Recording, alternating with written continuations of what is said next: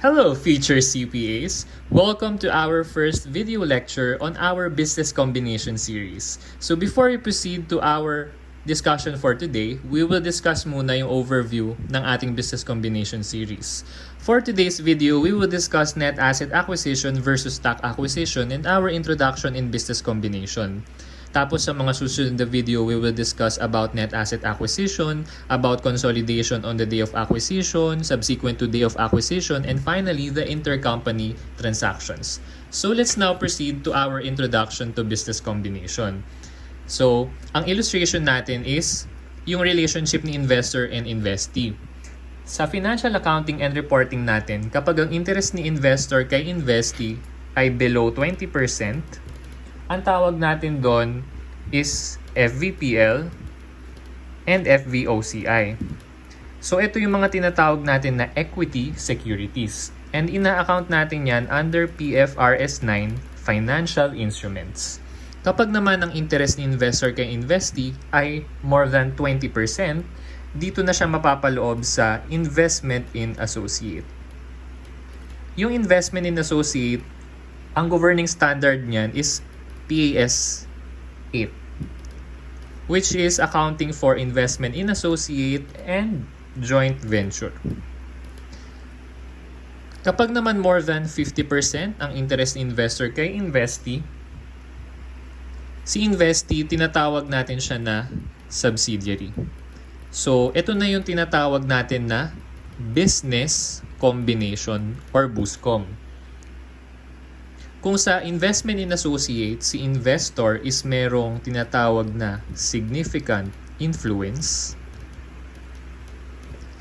Si investor naman sa business combination, meron tinatawag na control. So, ibig sabihin ng control is si investor, meron siyang power na i-direct yung relevant activities ni investee. Kasi more than 50% ng voting power hawak na ni investor. Sa law on corporations nyo, 'di ba, napag-aralan natin na kailangan lang sa meetings ng mga stockholders is majority para ma-approve yung isang business decision. So majority of the shares. So since si investor hawak na niya yung more than 50% ng shares ni investee, madali na lang niyang makokontrol yung business decisions ni investee. Kaya, meron na siyang tinatawag na control.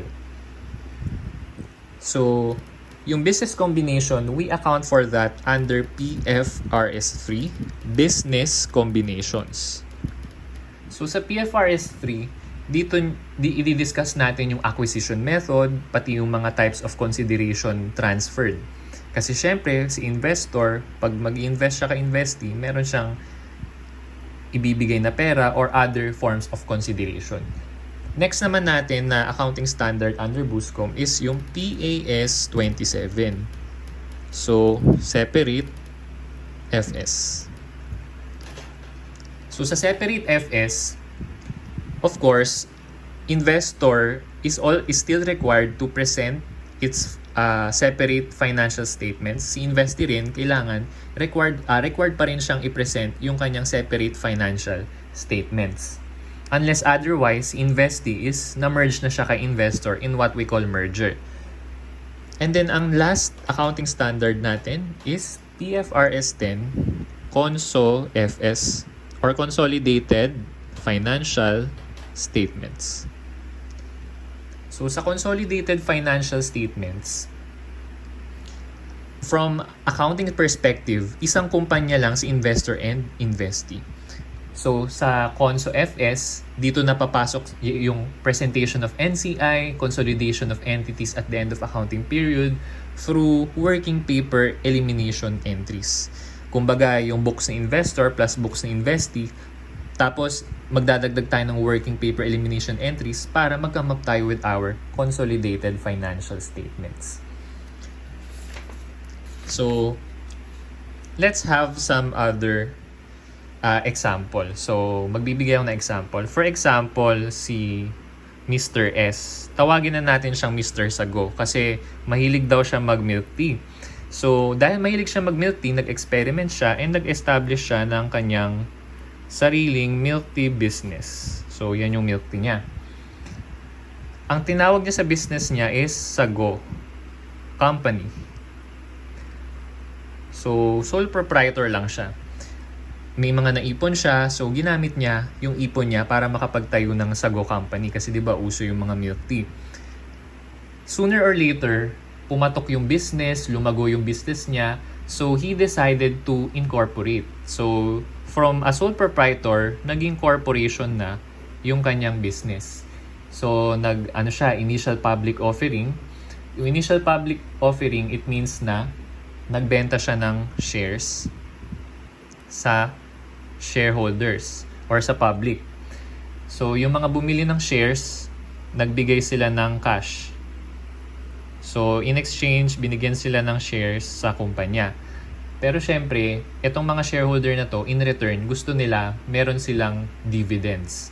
So, magbibigay sila ng cash kay Mr. S para dun sa Sago Company para i-finance yung mga expansion.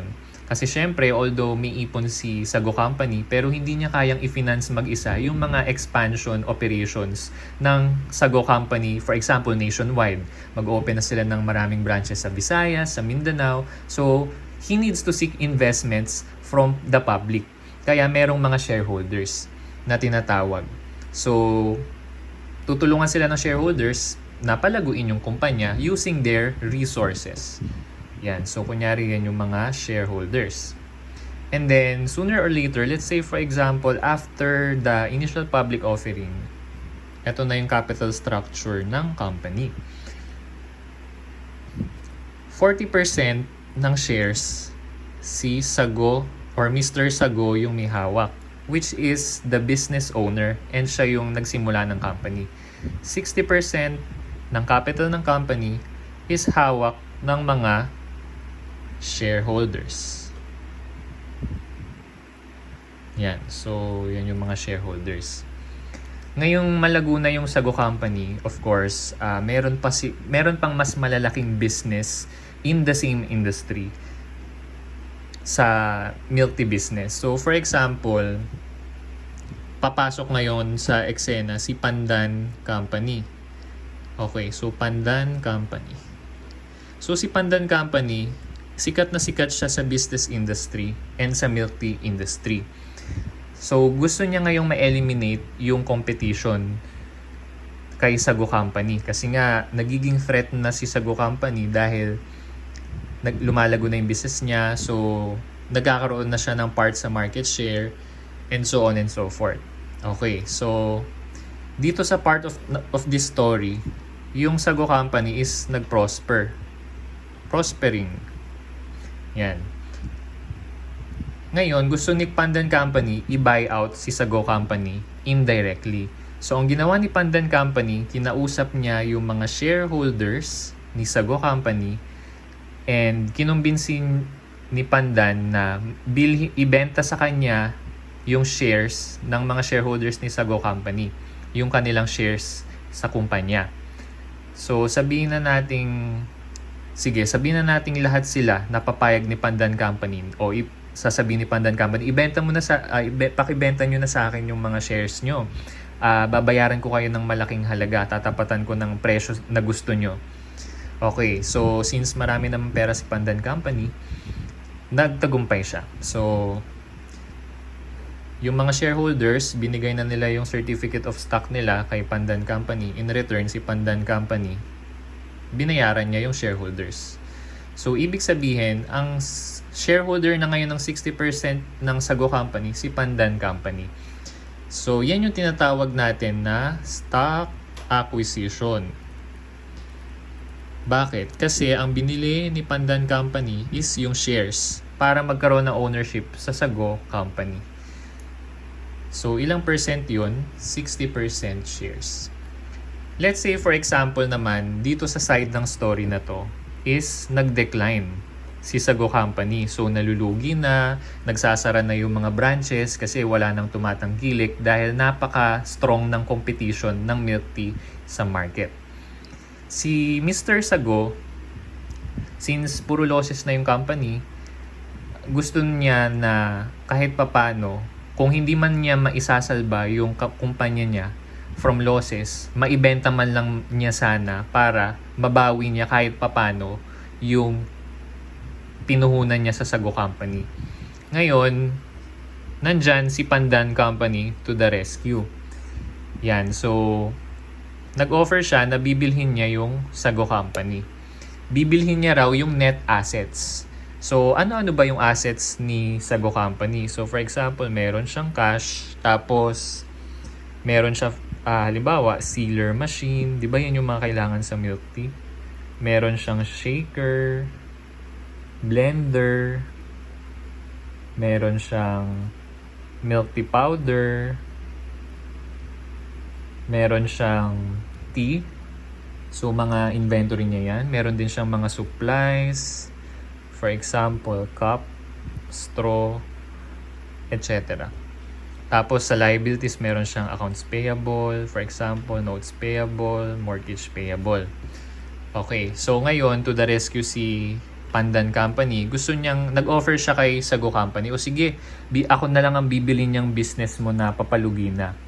Okay, so ang bibilhin ni Pandan Company, itong assets ni Sago Company, mapupunta na kay Pandan. In return, bibigyan niya ng cash si Sago Company. So, magbibigay siya ng cash. Yung ibang cash, mapupunta yan sa shareholders. Yan. Tapos, yung shares nila or yung certificate of stock, ibabalik nila sa company and then i-retire na yan. So, isasarado na yung equity ng Sago Company. Tapos, yung assets and liabilities mapupunta kay parent company. So, ang tawag natin dyan is net asset acquisition.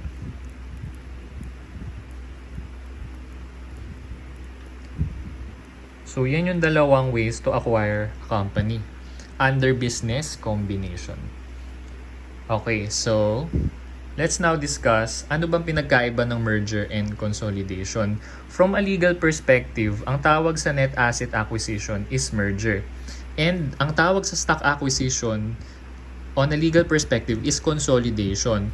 Itong net asset acquisition and stock acquisition, mga accounting terminologies ito from an accounting perspective. Okay, so halimbawa, si acquirer, so since letter R yung last letter na acquirer, letter R na lang, in-acquire niya si acquiree. Last letter nun is letter E, di ba? So A and si R and si E. So si R, in-acquire niya si E. Nagbigay siya ng consideration, pwedeng in the form of cash, non-cash, incurrence of liability, or issuance of shares. In return, nagbigay si letter E or company E ng kanyang net assets. Okay, so ganyan yung net asset acquisition. Dito naman, ang katransact mismo ni acquirer is yung company. Pero dito naman, si acquirer, ang katransact niya is yung stockholders ni acquiree. Okay, so for example, ang nakausap ni acquirer, itong shareholders na to constituting 60% of the shares of acquiree. Okay, so na-acquire niya, 'di ba? So binigyan niya ng consideration. So yung shares binigay ng mga shareholders. So ang tawag dito is controlling interest ni acquirer. Ang tawag naman dito sa mga shareholders na hindi nagbenta ng shares nila, which is 40%, is non-controlling interest or NCI. Again, controlling interest, kanina diniscuss natin yung tungkol sa control. So, kung ano lang yung interest mo dyan, ang tawag dyan, controlling interest. Okay, so, ganyan siya. Ang formula sa merger is A plus B equals A or B. Isa lang yung matitira sa company. Kasi, di ba, si acquiree, i-merge na siya kay acquirer. Si acquirer, siya yung surviving entity na tinatawag. So, dahil sinara na yung books ni E, dissolve na siya. Dissolve company. Dito naman, sa consolidation, walang company na madi-dissolve. Ayan. So, From accounting perspective, required sila na mag-prepare ng consolidated financial statements under PFRS 10. From an accounting perspective, isang kumpanya lang sila, one company. Pero legally, two companies pa din sila. Separate legal entity pa rin si acquiree. Pero dahil si acquirer, meron siyang control sa shares ni acquiree. Sa under accounting perspective, isang kumpanya na lang sila. Kaya under PFRS 10, required sila na mag-prepare ng consolidated FS as a single company. So, pero dito sa merger, from a legal perspective, isang company na lang sila. Kaya nga merged, di ba? Merger. Okay, so sa net asset acquisition, required na ang net asset constitutes business. Example, 'di ba, si Pandan Company, binili niya yung assets ni Sago Company. Yung milk tea powder, pag hinalo mo yan sa tsaa, tapos nilagay mo sa shaker or blender, makakabuo ka na or makakapagbenta ka na ng milk tea mo sa customers. Yung customers mo magbabayad sa'yo ng cash. Tapos yung cash, pambili mo uli ng milk tea powder, pambili mo ulit ng tea, pambili mo ulit ng supplies. Hanggang sa mag-earn ka uli ng mag-earn ng cash. Tapos bili ka ng inventory. Tapos yung iba utangin mo sa supplier. Tapos yung iba mong mga purchases, like capital purchases, ni notes payable mo. Bumili ka ng warehouse, meron kang mortgage payable. So, in other words, itong set of assets na to, it constitutes business basically. So, ang business, under accounting standard, integrated set of activities and assets that is capable of being conducted and managed for the purpose of providing goods to the customers in the form of income. So, nagko-constitute to ng business. And that's one of the requirements in net asset acquisition. Kasi kung hindi yan magko-constitute ng business, hindi mag-a-apply yung PFRS 3. Magiging ordinary purchase of asset lang siya. Pwedeng purchase of capital asset or ordinary purchase of inventory or merchandise. So, hindi na mag-a-apply dun yung PFRS 3. Okay, so ganun siya. To further distinguish the difference between net asset acquisition and stock acquisition, okay, yung merger, pwede siya sa net asset acquisition, hindi siya pwede sa stock acquisition. Kasi, on a legal perspective, two separate entities pa rin ang acquirer and acquiree, or what we call parent and subsidiary.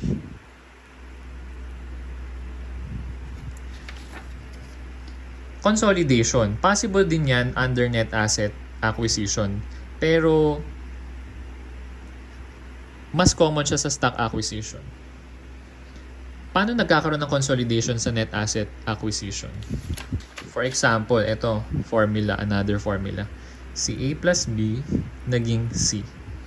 Ibig sabihin, parang nagkaroon sila ng panibagong brand. So, iniba nila yung pangalan. Tapos, nag-ooperate pa rin yung separate business nila kung magkaiba man sila ng industry. Okay, so possible pa rin consolidation sa net asset acquisition. Pero for purposes of our discussion and on our next videos, kapag sinabing consolidation, it pertains to stock acquisition. Next, control. Pareho lang na may control under net asset acquisition and stock acquisition as we mentioned a while ago. Next, non-controlling interest. Wala tayong non-controlling interest sa net asset acquisition dahil sa net asset acquisition, kung sa stock acquisition kanina 60% which is less than 100%, sa net asset acquisition 100% ng company mapupunta kay acquirer. Kaya sa net asset wala tayong non-controlling interest, pero sa stock acquisition meron tayong non-controlling interest. And sa example natin kanina, ito yung non-controlling interest, yung 40% ng shares ng mga shareholders na hindi napapayag ni acquirer na ibenta yung shares sa kanya. Next is percentage acquired. Sa net asset acquisition, it's always 100%. Always 100%. Hindi naman pwedeng net asset acquisition 60%, 60% ng sealer machine, 60% ng shaker, ng blender. Pwede mo bang hatiin yung mga machinery na yan? Lalagariin mo? Syempre, hindi. So, kapag net asset acquisition, 100% is binibili mo yung business. Pero sa stock acquisition, pwedeng less than 100% as long as it is more than 50%. More than 50%, voting power is required to constitute control. Ngayon, merong instances or possible na 40% is enough. Okay? Pero for discussion purposes, 50%, dapat more than 50% para masabi natin na business combination siya. Okay? So, next, we have stocks. So, sa net asset acquisition, yung stocks ni acquiree, nire-retire na natin. So, on our example, sa Sago Company, yung shareholders ng Sago Company sa net asset acquisition, no, isusurrender nila yung certificate of stock sa corporation and then ire-retire na. Pero sa stock acquisition, hindi siya retired. Hindi siya retired kasi hindi naman nadi-dissolve sa stock acquisition yung stock ni or yung company ni acquiree. So, hindi natin i-retire yung stocks. In fact, si acquirer, nagiging shareholder pa siya ni acquiree. So, there is nothing to retire. So, to further distinguish pa yung pagkakaiba ng net asset acquisition and stock acquisition, try natin na magkaroon ng journal entries. Yan. So, net asset acquisition, merong acquirer, merong acquiree. Okay, so acquirer tayo. Si acquiree, i-recognize na niya yung liabilities niya, yung equity niya, and yung assets niya. So, disclaimer lang, hindi ito yung actual journal entries ha. For discussion purposes lang para mas ma-distinguish nyo yung difference between net asset acquisition and stock acquisition. So, going back, yan, i-recognize niya yung live equity assets. So, ibig sabihin, i-retire na niya yung shares niya, i-recognize niya yung live asset. Yung live asset, mapupunta na kay acquirer. So, i-recognize na niya sa books niya. So, acquiree assets, acquiree liabilities. Yan.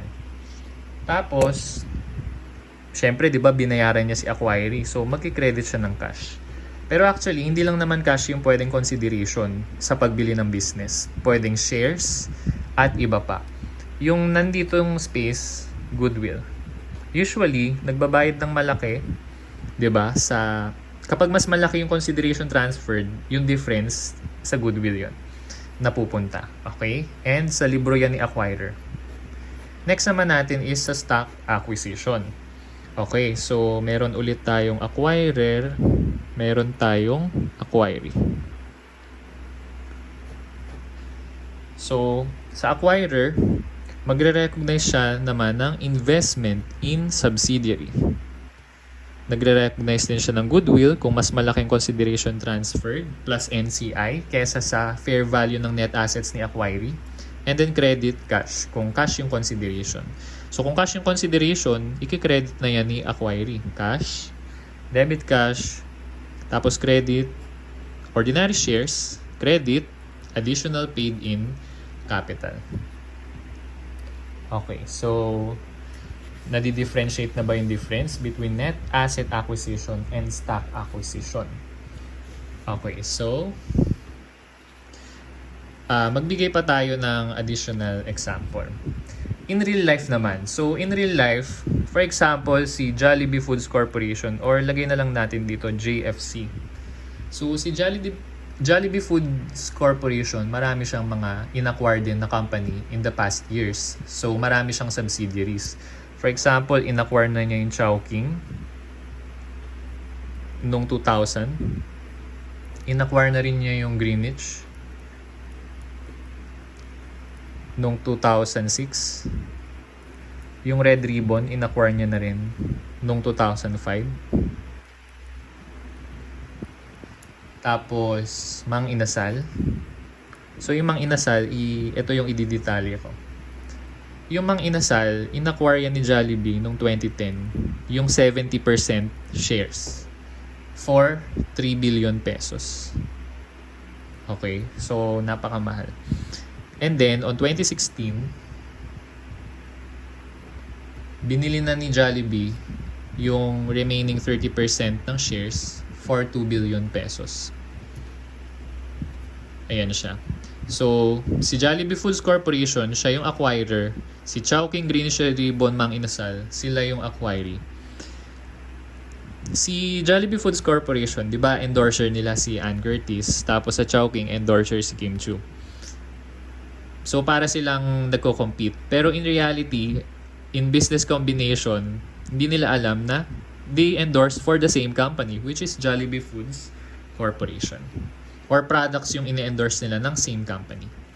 Okay, so now let's move on to consideration transferred. So kanina pa natin binabanggit yung consideration transferred. Yan, so ano ba yung mga consideration na pwede nating ibigay sa acquiree kung tayo si acquirer? Bukod sa cash. Okay, so tatandaan mo lang ulit yung accounting equation, asset minus liabilities equals equity. So may pwedeng asset, pwedeng liability, pwedeng equity. Kapag asset, yun na, yung pinaka-common, pwedeng cash. Pwede rin namang non-cash asset. Tapos, liabilities naman tayo. Liability. So pwede rin tayong mag-incur ng liability para ma-acquire natin yung acquiree.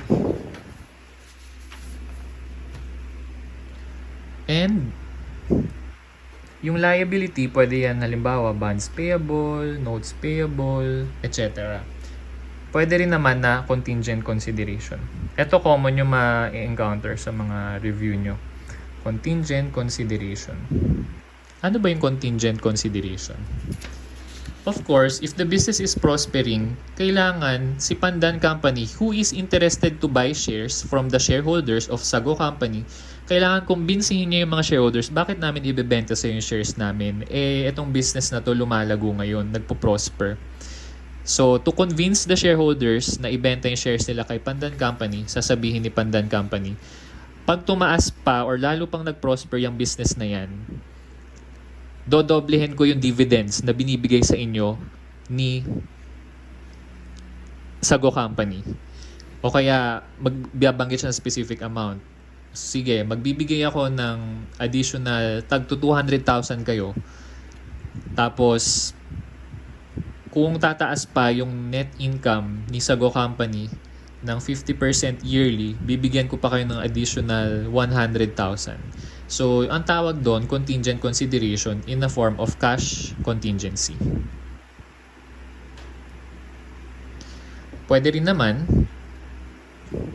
stocks contingency. So, sasabihin ni Pandan Company, sige, ibenta nyo yung shares nyo sa amin, sa Sago Company, and then bibigyan namin kayo ng shares ng Pandan Company. Mas malago kaming kumpanya, so pumayag na kayo. Yun. So, stock contingency naman ang tawag doon. Okay, next naman natin is equity.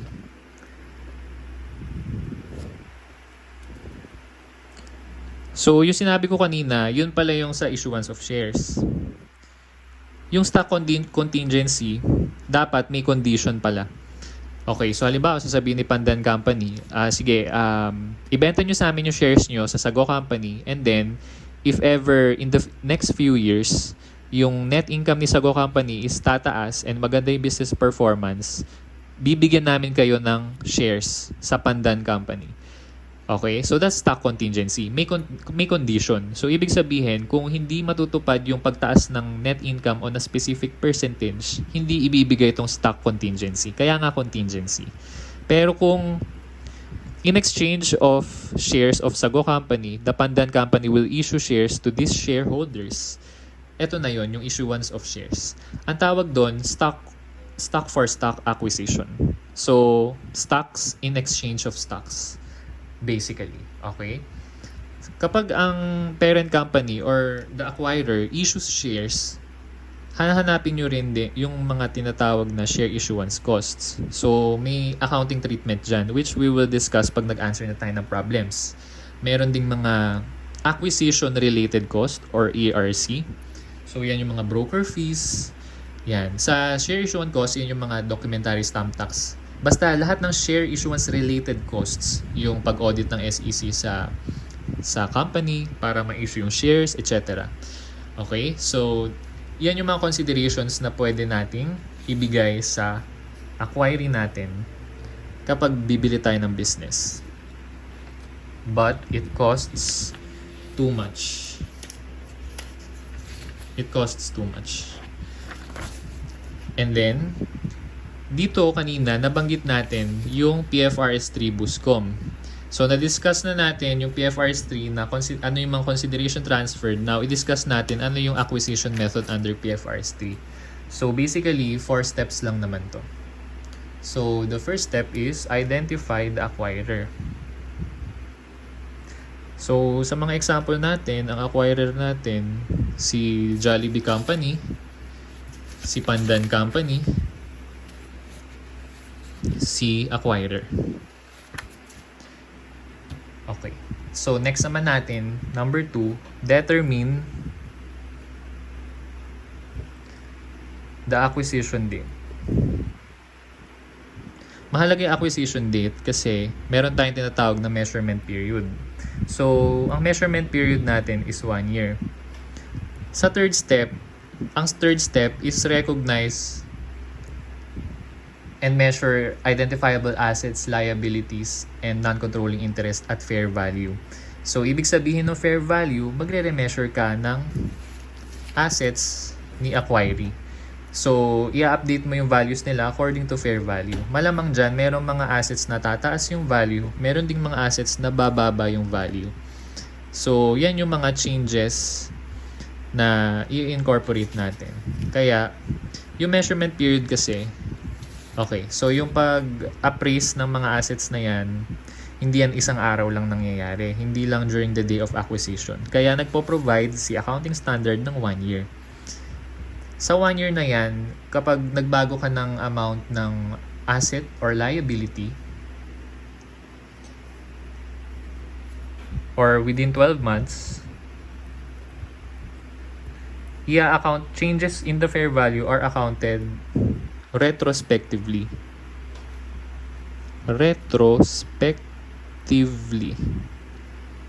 Okay. So, yung acquisition date, ang acquisition date ni JFC sa Chowking 2000, sa Greenwich 2006, sa Red Ribbon 2005, sa Mang Inasal 2010 and 2016. Walang exact date ha, year lang yan. So dito, I tried to search yung date of acquisition ng JFC sa Chowking. Pero hindi ko siya nakita. Sabihin na lang natin January 1, 2000. For discussion purposes lang naman. So January 1, 2000 would be our acquisition date. And the measurement period is hanggang December 31, 2000. Okay? Pinanganak na ba kayo niyan? Anyways. So, kapag within 12 months, in-incorporate natin yung change and nagre-measure tayo, it would be accounted for as if na-measure siya on January 1. For example, August 1, 2000 natin in-remeasure yung halimbawa, yung ano ba pwede i-remeasure dyan? Halimbawa, may land. So, tumaas yung value. So, August 1, tumaas yung value. Tapos, in-incorporate natin sa books. It is as if mineasure natin siya on January 1, 2000 on its new value. Yun yung essence ng measurement period. Okay? And ang mangyayari, kapag January 1, 2000 natin in-incorporate yung change, magkakaroon yan ng effect sa goodwill, magkakaroon yan ng effect sa fair value of net assets, 'Diba? So, pwedeng liliit yung goodwill or pwedeng lalaki yung goodwill na initially mong na-recognize yung January 1, 2000. We have a formula for that later. Malapit na. Ngayon, pag beyond 12 months mo na ni-recognize yung changes, okay, beyond 12 months, correction of errors na ang treatment natin dyan. So, pinag-aralan na natin to sa financial accounting and reporting. So, ang third step natin is recognize identifiable assets, liabilities, IA na lang, liabilities, NCI. Yan. So, dapat at fair value or acquisition date fair value. And lastly, recognize goodwill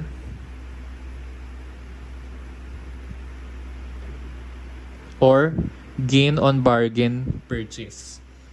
Okay, so i-discuss natin yung formula. Kasi 'di ba si Panda nagbabayad. So yun yung consideration transferred. Ang binili niya, okay, discuss na natin yung formula. No? Kasi sobra yung binabayad minsan ng kumpanya. Pag sobra, goodwill. Pag kulang, gain on bargain purchase. Okay? So again, pag sobra yung binayad, hindi mo sasabihin loss. Kasi mas malaking binayad mo kaysa sa binili mo. Okay? So ang formula natin is kapag net asset acquisition, ang formula lang natin is consideration transferred. Tawagin na lang natin CONTRAN. So, CONTRAN is equal to fair value of net assets ni subsidiary plus goodwill. Sir, akala ko ba net asset acquisition? Oo, net asset acquisition. Kaya fair value of net assets. Kapag naman stock acquisition, ang formula natin, dadagdagan lang natin dito ng plus NCI. No? Kasi pag net asset acquisition, wala tayong NCI dahil 100% ang ina-acquire natin sa company. So sir, ito yung formula for stock acquisition. Akala ko ba stock yung ina-acquire natin? Bakit fair value of net assets yan? Kasi, ganito yan. Yung book value ng net assets ng company na ina-acquire mo under stock acquisition, i-adjust mo yan based on the fair value, on the over or under valuation of the assets to comply with their new fair value para makuha mo yung fair value of net asset. Yung book value ng net asset, equal yan sa book value ng shareholders' equity ng company. So basically, ito talaga yon, no? Pero for purposes of maging madali yung computation, net assets na, okay? Pero ito talaga yon. And then ina-update natin yung fair value ng assets. So pag tumaas kasi, 'di ba? Ito yung account equation, asset minus liabilities equals equity. Pag may tumaas diyan, automatic dapat tataas din 'to.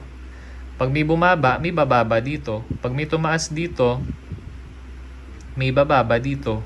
Pag bumaba to, may tataas dito sa kabilang side. Okay? So, para mas madaling i-account yung changes, sa net asset natin siya in-effect. No? Kasi yung assets and liabilities, sila yung nagbabago yung value. Sila yung nagbabago yung fair value, hindi naman yung equity. Okay? So, basically, that's the formula. Pakitandaan na lang yan. So, dapat, itong formula na to, alam nyo rin i-derive. Kasi, when you encounter problems on your reviewer books, may mga workback problem dyan. For example, ang given lang sa'yo, fair value, net asset, and goodwill. Tapos, para mahanap mo yung sagot sa tanong, kailangan mo tong consideration transferred. Kaya lang, hindi given. So, kailangan marunong ka mag-workback. So, paano ka mag-workback? Okay, so, halimbawa, ang pinapahanap sa'yo, consideration transferred. So, anong gagawin natin? I-transpose mo yan dito. So, consideration transferred equals FVNA plus goodwill minus NCI. Okay? So, ganun siya. Again, yung FVNA, sulat na natin yung buong formula. Consideration transferred plus NCI equals book value ng net asset plus fair value adjustments plus goodwill. Okay. Paano naman kung negative yung goodwill natin? Ang tawag natin doon, gain on bargain purchase. For example, yung company. Si Pandan Company, yung fair value ng net assets ni Sago Company, for example, 600k lang. Tapos, ang binayad ni Pandan Company, 500k lang. Okay? So, ibig sabihin, nakamura si Pandan Company, mag-recognize siya ng gain on bargain purchase. Paano yun sa formula? Consideration transferred plus NCI plus gain on bargain purchase equals fair value of net assets. Okay? So, sa problems, pwedeng halimbawa, ito yung nawawala. Minsan, ito yung nawawala. Pero given yung ibang information, so, kailangan alam mo mag-squeeze. So, with that, let's apply it to our drill number 1. So, drill lang yung tawag, hindi pa ito yung actual problem. Let's discuss the problem on the next video. Pero basically, itong drill is warm up pa lang. Kasi 'di ba business combination to. Pero madali lang naman ang business combination. So, the following information regarding the acquirer are given, including the consideration paid by the acquirer. The consideration paid by the acquirer is 2 million. So, itong part na to, information lahat yan about the acquiree. About the acquiree's assets, liabilities, and fair value adjustments. Again, sabi sa step 3, recognize identifiable asset, liabilities, at fair value. So, para maging fair value, kailangan tong adjustments na to. So, may allowance for doubtful accounts. This is a contra asset account, so deduct. Okay, so let's compute the asset. 232,900 plus 234 plus 1030425 minus 206,085 plus 232,0800 plus 152,4350. Our assets is 492,5790. Next, let's compute for our liabilities. 195,4300 plus 928,000 plus 111,360 plus 462,800. Our liability is 3456460. 3456460. So, ang book value ng net assets natin, let's compute. I-minus na lang natin to. 492,5790. 1,469,330. 1,469,330.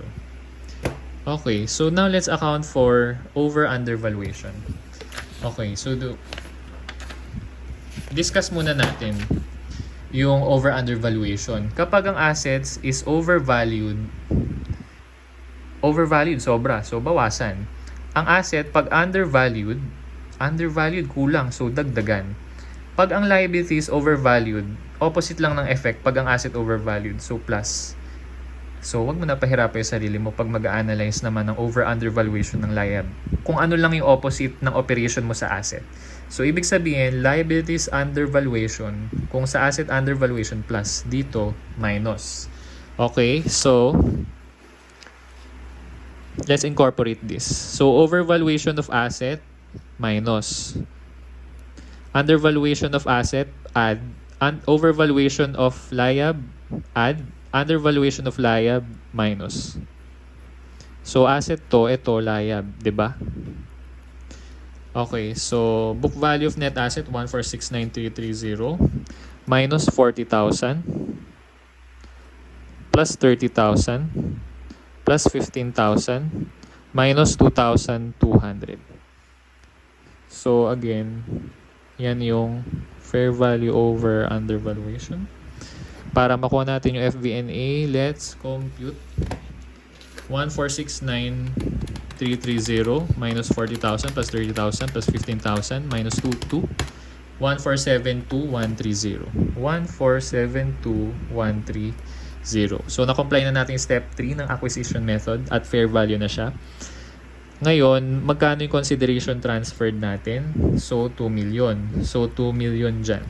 So, ang formula natin to compute your goodwill is consideration transferred minus fair value of net assets. Walang NCI kasi net asset acquisition. That's 100%. So, 2 million minus 1,472,130. 527,870. So, our goodwill is 527,870. Okay, drill number 2. compute ulit ng goodwill. So, dito mas simple na. Dito kasi detailed account titles pa. The following information regarding the acquirer given, including the consideration paid by the acquirer. So, cash, non-cash assets at book value, liabs at book value. So, your assets is obviously 123K minus liabilities na 72K. So, ang book value ng net assets mo, 123 minus 72, 51,000. So, asset overvalued minus undervalued asset plus and overvalued liab plus undervalued liab minus. Okay, so minus 3,000 plus 5,000 plus 2,000 minus 7,500. Sorry. Ayan. Let's compute for your fair value of net asset. 51,000 minus 3,000 plus 5,000 plus 2,000 minus 7,500. 47,500. Ang consideration paid is 40,000. So, consideration 40K. Let's deduct. So, 40,000 minus 47,500, negative 7,500. Again, if our goodwill is negative, gain on bargain purchase. 7,500. So, it's a gain on bargain purchase worth 7,500. So, that's for drill number 1. Let's now proceed to drill number 2. This time, try naman natin i-apply yung mga formula na ginamit natin kanina or diniscuss kanina. Okay, so let's try it. So, may mga blanco na amounts na need nating i-fill out. So, supply the missing information. So, paulit-ulit siya. Okay? So, only siya. Ayan. So, number 1 muna tayo. Okay. So, consideration paid, 250,000. Yung book value ng assets niya, 120K. Liabilities, 20K. May overvaluation ng asset, 12K. So, that's deduct. Overvaluation liabs, 2K. So, that's add. Undervalued assets, add. Undervalued liabilities, deduct. So, undervalued assets, add. Overvalued liabilities, add. Overvalued assets, deduct. Yan. So, tama. So, asset minus liab. Okay. So, itong mga to, para makuha natin yung FVNA. So, let's try it for case number 1. Yan. Nakikita ba? So, 120 minus 20 minus 12 plus 2 plus 9 minus 4, 95,000. So, our FVNA is 95,000. So, 250,000 minus FVNA na 95,000. So, our goodwill is 155,000. So, next naman natin. So, case number 2. So, ito yung, dito natin lagyan consideration transferred and yung FVNA. Okay, so, wala tayong book value ng net asset pero may over-under valuation tayo. Tapos, wala ring FVNA. So, paano ba yan? Okay, so, ang consideration transferred natin is, ito, 350,000. Tapos, ang FVNA natin, wala. Pero may goodwill tayo na 120,000. Again, our formula is consideration transferred equals FVNA plus goodwill.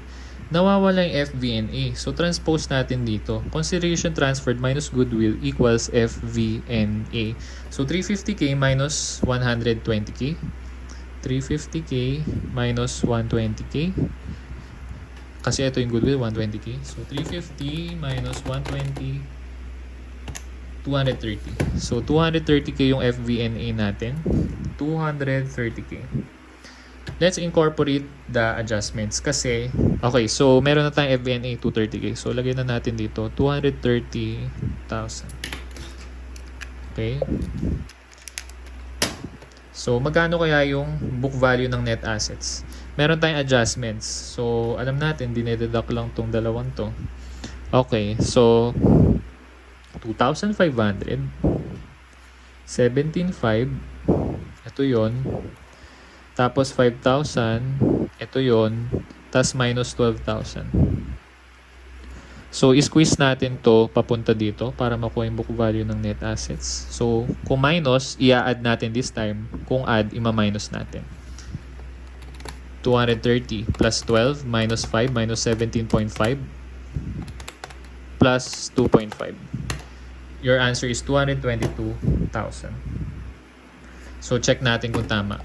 222,000 minus 25 minus 17.5.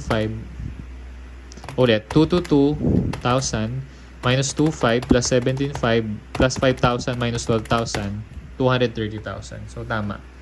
So, our book value of net asset is 222,000. So, hindi na natin malalaman anong specifically yung book value ng asset or ng layab. Ang malalaman lang natin with our given is yung book value ng net asset. And for our case number 3, ang pinapahanap naman sa atin, consideration paid.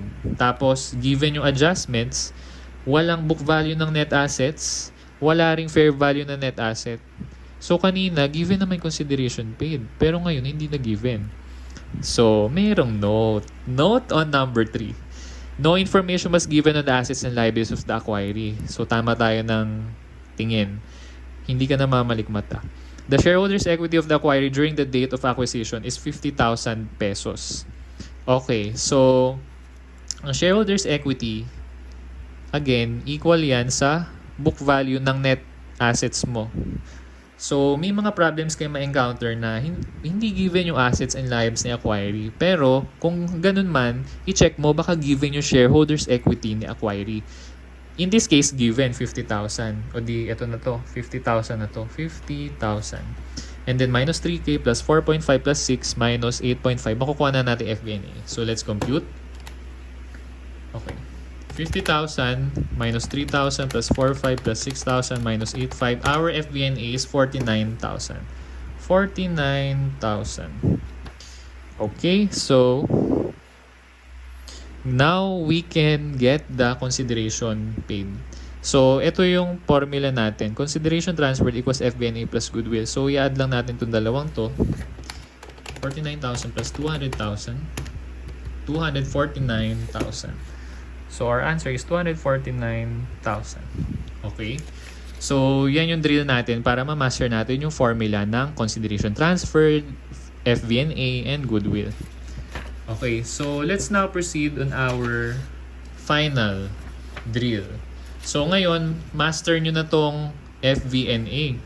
Master nyo na rin tong adjustments na to, itong apat. So, itong apat na to, ito na yon, FV net adjustments. Okay, so mas ni-level up lang natin yung drill natin dito. So, okay, last practice. So, case 1, ayan siya. So, i-add natin to. Pag negative, ima-minus. Okay, so minus lang to lahat. Okay. So, compute na natin yung FBNA for case number 1.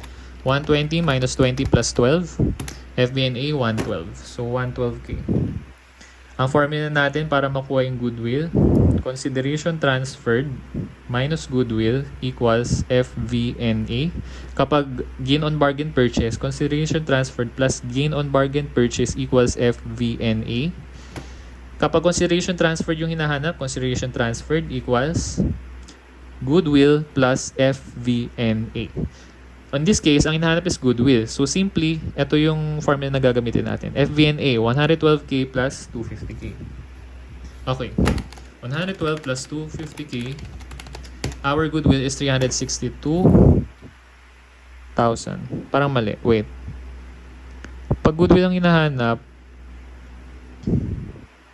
consideration paid minus FVNA.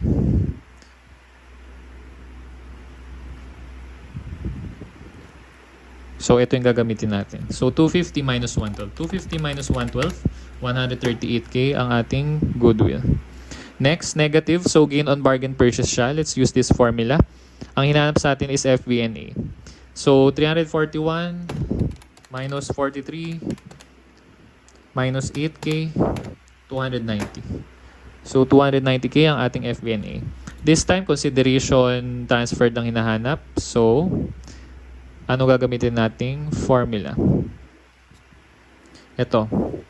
Okay, so goodwill plus FVNA, hindi given yung FVNA. So, let's compute from here.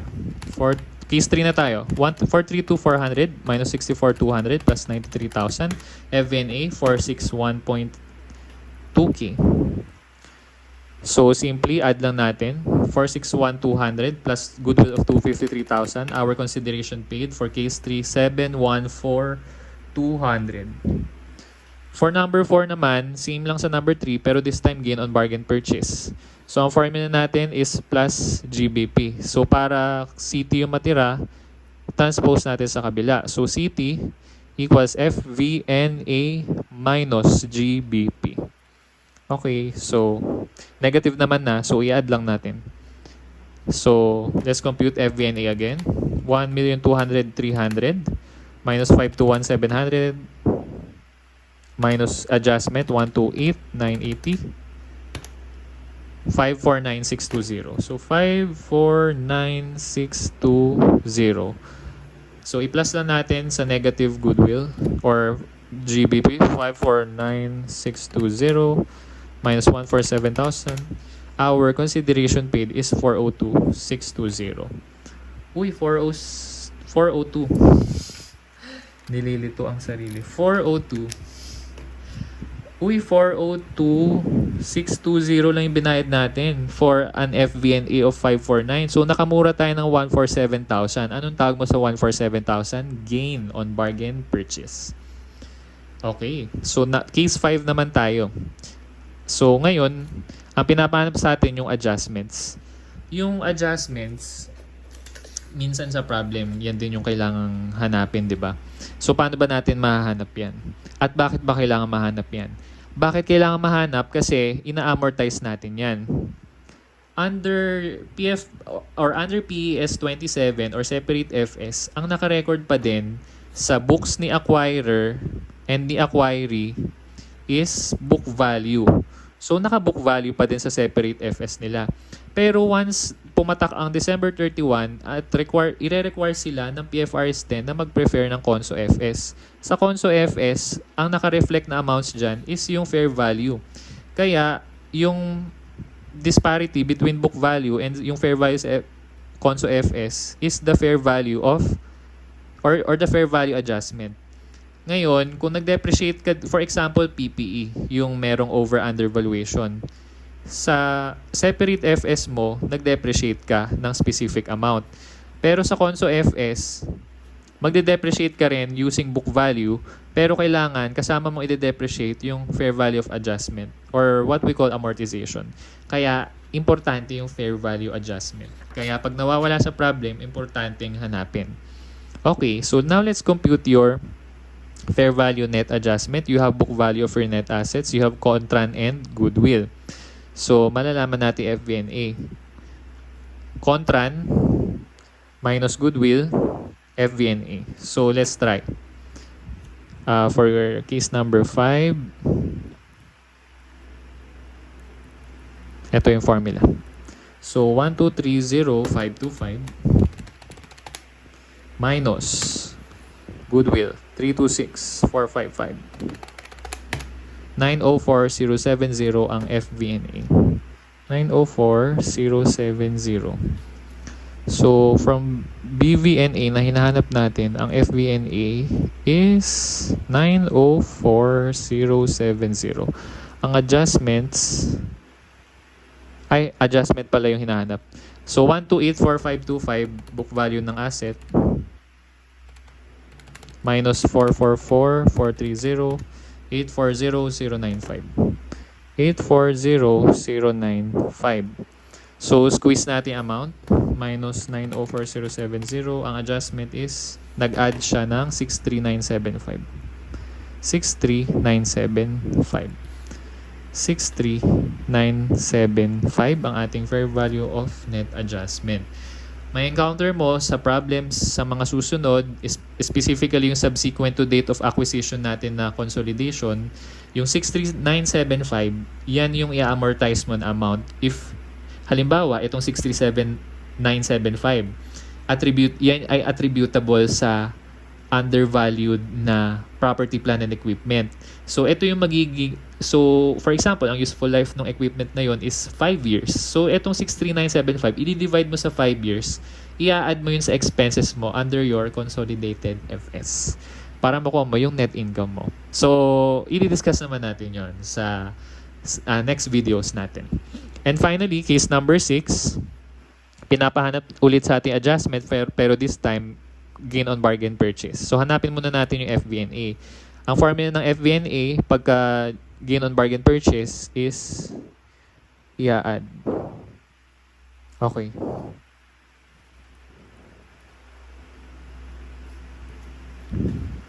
So our consideration paid 422,500 plus 229,845 652,345. Again, negative, so it indicates na gain on bargain purchase. Pero in-add natin, kasi yun yung nasa formula. Kailangan itong amount na ito i-add mo sa consideration paid. Isa pang analysis, mas mababay binayad ko kesa dun sa binili ko.